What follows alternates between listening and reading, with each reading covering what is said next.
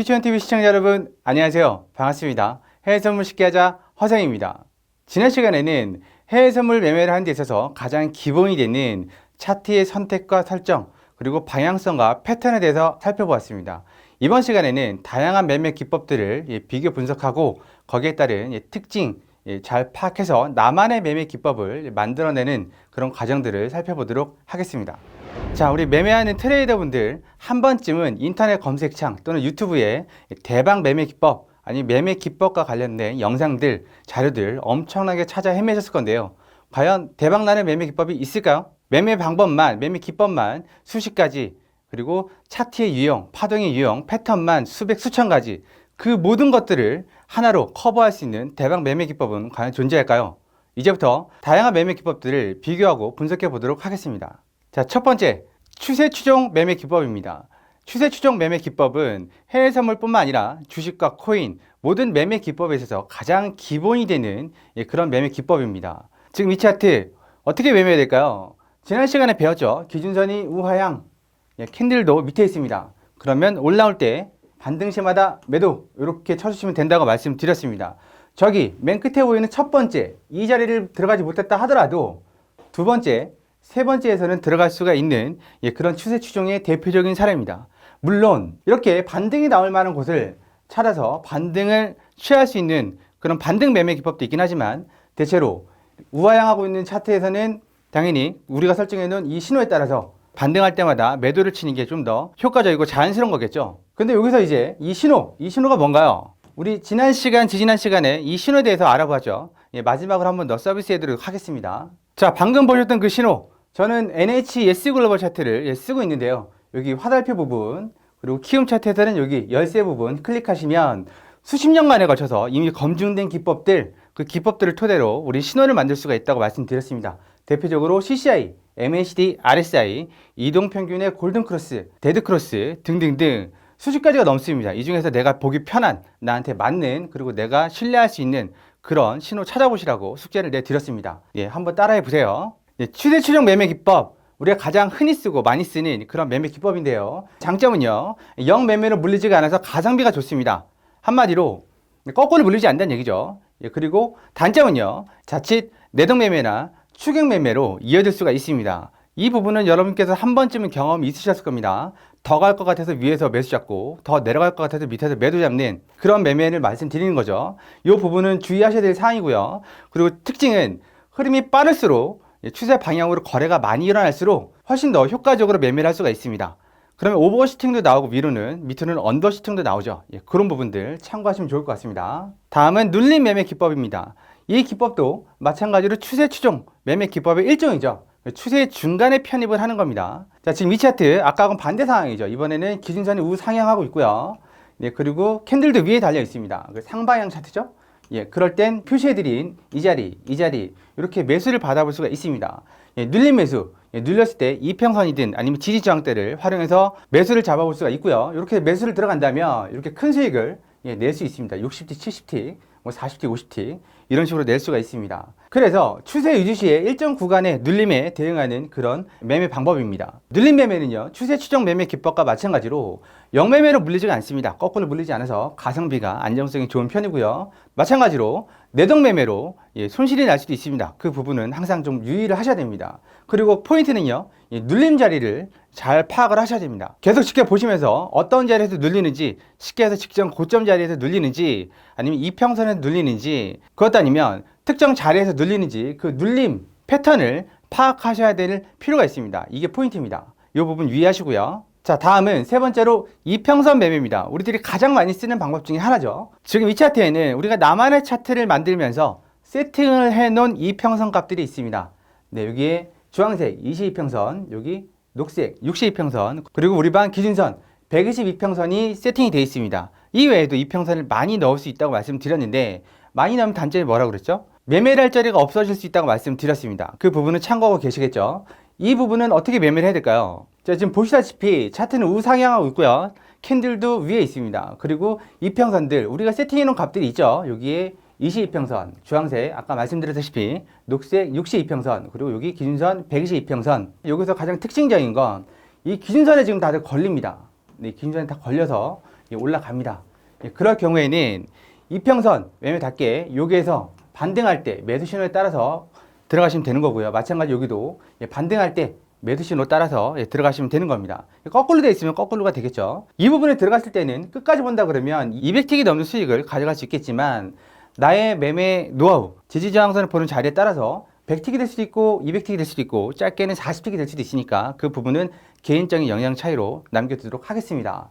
그래서 지속적인 특정 이평선, 지지되는 이평선, 지금 이 상황에서는 122평선 기준선이지만 62평선 또는 22평선이 지지가 될 수도 있는 여지가 있으니까 그 부분은 지속적으로 관찰하면서 매매를 하시면 됩니다. 근데 중요한 건요, 이평선이라고 막 들어가시면 안 되겠죠. 계속 지지받고 있는 이평선을 꼭 찾으셔야 됩니다. 그래서 반등 시에 대응하는 그런 방법을 택하시면 되겠습니다. 자, 이평선 매매 정리 한번 해보도록 하죠. 이평선 기반 매매로 안정성, 가성비도 괜찮은 편입니다. 우리가 이평선 매매 많이 하잖아요. 근데 이제 단점은요, 너무 많은 이평선을 활용하게 되면 이거 다들 한 번씩 경험 있으셨을 겁니다. 손절 라인이 계속 길어집니다. 한마디로 다음 이평선, 다음 이평선, 다음 이평선 하다 대박 물린 경험들 다 있으시죠. 그래서 중요한 건 손절 라인을 잡았다면 거기서 칼같이 손절을 하셔야 됩니다. 다음 이평선에서 다시 들어간다 하더라도. 그리고 포인트는 뭐라고요? 당일 또는 지금 이 순간 가장 많이 지지가 되는 이평선을 꼭 찾으셔야 됩니다. 이평선이라고 다 들어가시면 안 됩니다. 초보분들은 이평선이면 다 지지가 되는 줄 알고 들어가시는데요. 절대 그러시면 안 되고 당일 이 시간대에 가장 많이 지지가 되는 이평선을 계속해서 찾으셔야 됩니다. 자, 다음은 우리가 종종 아니면 자주 시간대에 따라서 볼 수 있는 박스권 매매입니다. 이런 부분들 많이들 보셨을 겁니다. 매매는 당연히 위에서 매도를 쳐야 되고 밑에서 매수를 받아야 되는 거겠죠. 박스권이 될 거라고는 어떻게 알 수가 있을까요? 내가 여기에서 올라갈 것 같아서 매수를 잡았는데 밑으로 내려옵니다. 손절이 당하겠죠. 여기서 밑으로 내려갈 것 같았는데 매도를 쳤습니다. 근데 올라가요. 손절을 당하겠죠. 2번 정도만 당해보면 박스권인지 아닌지 알 수 있을까요? 근데 2번이 넘었는데도 모른다 그러면 좀 문제가 있는 거겠죠, 당연히. 또 하나는요, 우리 반 기준선이죠.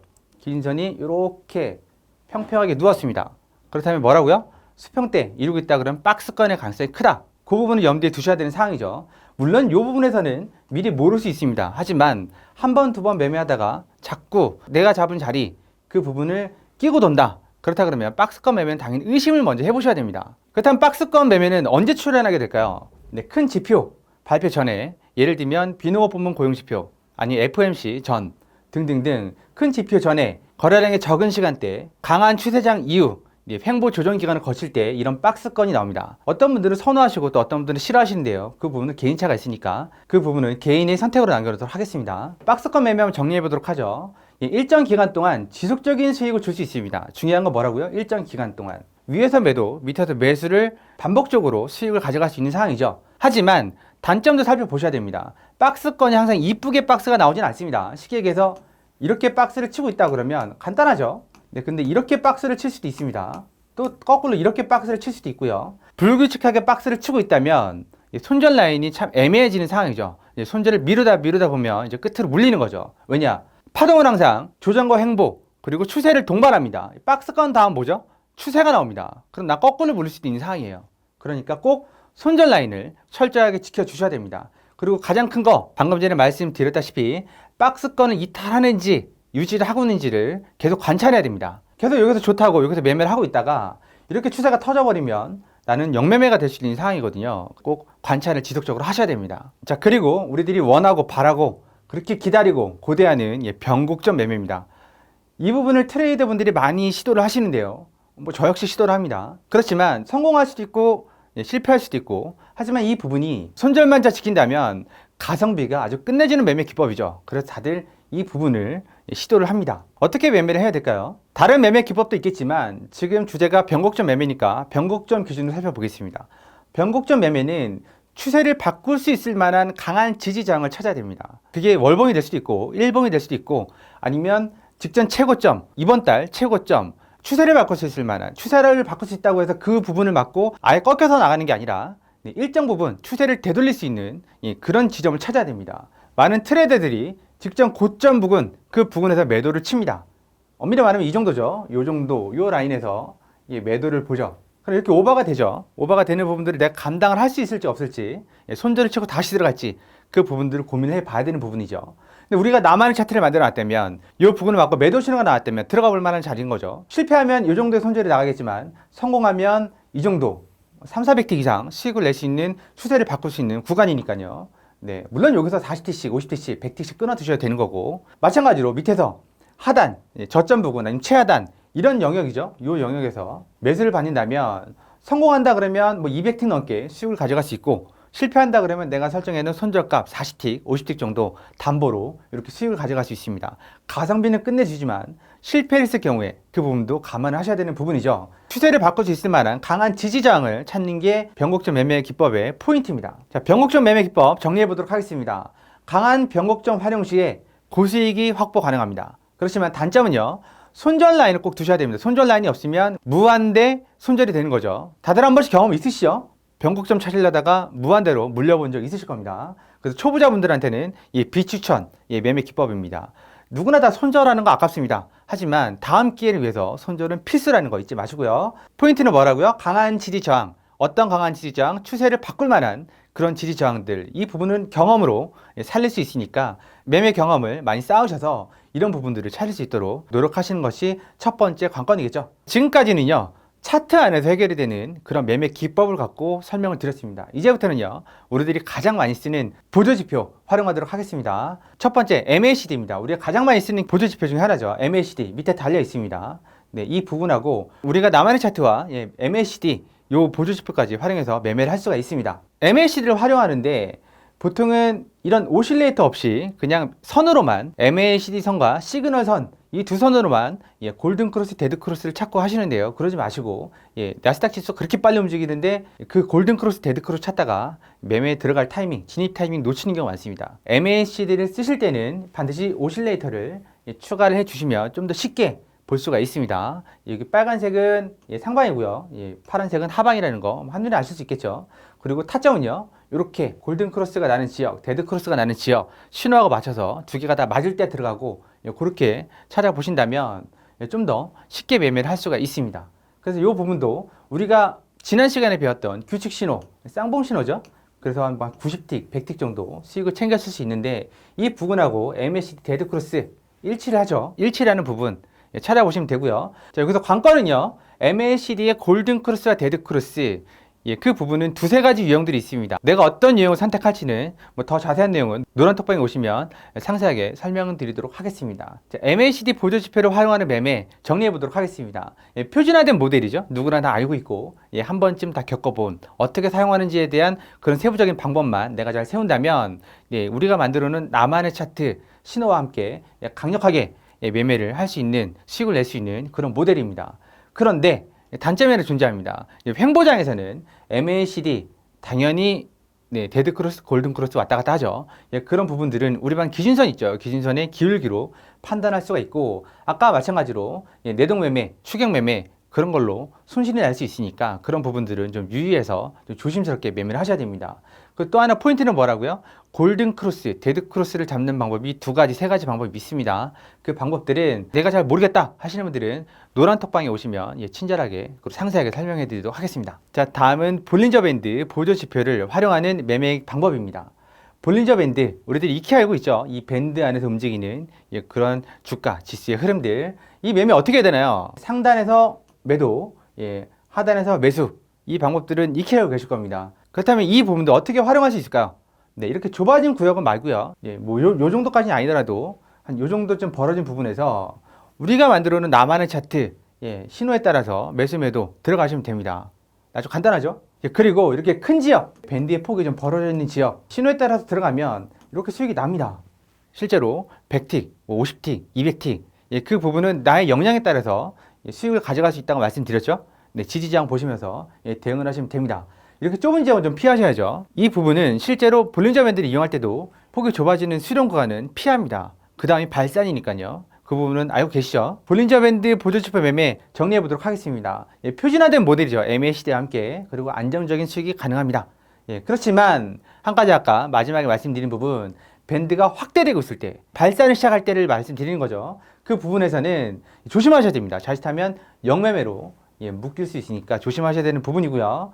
네, 그래서 밴드의 수렴과 발산이 이루어지고 있는 그 부분들, 진행되고 있는 그 부분들을 꼭 확인하셔서 매매를 하셔야 됩니다. 자, 그리고 매매 기법이라고까지는 할 수 없지만 매매 방법 중에 하나, 이벤트 매매가 있습니다. 여러분께서도 잘 아시다시피 미국 시장에서 주로 본장 전후 또는 본장 이후에 경제 지표들이 발표가 되는데요. 경제 지표 발표 후 발생하는 급격한 거래량을 기반으로 하는 매매입니다. 초보자분들은 절대 따라하시면 안 됩니다. 이 부분들.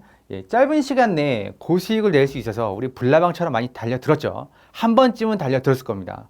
저 역시도 초보 시절에 짧은 시간에 큰 수익을 낼 수 있으니까 한 번쯤은 도전해 봤습니다. 성공한 적도 있고 실패한 적도 있고 그런 상황이고, 근데 중요한 부분이 하나 있습니다. 내가 경제 지표를 잘 해석한다 하더라도 우리가 참여하는 시장에서 그 경제 지표를 어떻게 해석하냐가 가장 중요합니다. 내가 해석한 게 중요한 게 아니잖아요. 시장이 그걸 어떻게 받아들이는지. 특히 요즘같이 이런저런 이슈들이 많은 상황에서는 경제 지표를 거꾸로 해석하는 경우가 있습니다. 그렇게 되면 나는 영매매가 되는 거죠. 그 부분들은 꼭 유의하셔서 손절로 꼭 대응을 하셔야 됩니다. 지표 해석 그리고 그 결과물에 따라서 파동 움직이기 때문에 그 부분들을 꼭 유의하셔야 됩니다. 초보자분들은 절대 따라하시면 안 됩니다. 그 부분들. 자, 지금까지 그 수많은 매매 기법들 중에서 우리가 흔히 알고 있는 매매 기법들로 장단점 그리고 매매하는 방법 살펴보았습니다. 대박나는 매매 기법이 있을까요? 아까 말씀드렸다시피 추세가 나올 때, 또 아니면 횡보 조정일 때, 아니면 빠른 흐름일 때, 그 모든 것들을 잡아내는 차트는 없습니다. 인터넷에서 아무리 찾아봐도 그런 차트는 없습니다. 그러면 나는 어떻게 해야 되죠? 차트의 흐름을 읽고 그 흐름에 맞는 적합한 매매 기법을 사용하시는 게 최선입니다. 아니라면 그 차트 매매 기법에서 단점을 보완할 수 있는 무언가 장치를 해두는 게 최선의 과제일 겁니다. 뭐뭐 할 것 같은데 그런 내용들이 전략이 될 수는 없습니다. 그러면 당연히 물리게 되겠죠. 진입하기 전에 누차 말씀드리지만 전략을 세우시고 진입을 하셔야 됩니다. 그리고 최초의 매매 전략이 본질이 변경이 되지 않았다면 인내심을 갖고 끝까지 대응을 하셔야 되고요. 만일 매매 전략의 수정이 필요하다면 머뭇거리지 마시고 그 즉시 매매 전략을 수정하셔서 대응하시는 게 가장 빠르고 효과적인 방법입니다. 한마디로 말씀드려서 물타기 하지 마시라는 얘기입니다. 물타기 하다 보면 끝도 없죠. 전략을 차라리 수정하는 게 더 빠르고 현명한 방법입니다. 자, 여기까지 우리는 다양한 매매 기법들을 비교 분석해 보았고요. 그 중에서 대박나는 매매 기법이 있는지 한번 살펴봤습니다. 제가 계속 말씀드리지만 한 가지 매매 기법으로 모든 차트를, 모든 유형의 파동을 다 적용할 수는 없습니다. 거기에 따라서 해석은 다 다른 법이니까요. 모든 기법들을 알아두시고 그 상황에 맞게끔 적용을 하시는 게 가장 보편 타당한 전략이 될 수 있습니다. 오늘 준비한 영상은 여기까지입니다. 다음 시간에는 나만의 차트로 어떻게 30만원, 50만원, 100만원씩 수익을 낼 수 있는지 그 부분들을 집중적으로 알아보도록 하겠습니다. 오늘 이 영상이 도움이 되셨다면 구독, 좋아요, 알림 설정 부탁드리고요. 하단에 링크에 포함된 노란톡방 들어오시면 보다 더 쉽고 재밌고 자세한 내용 알려드리도록 하겠습니다. 오늘 영상 여기까지입니다. 함께 해주셔서 감사합니다.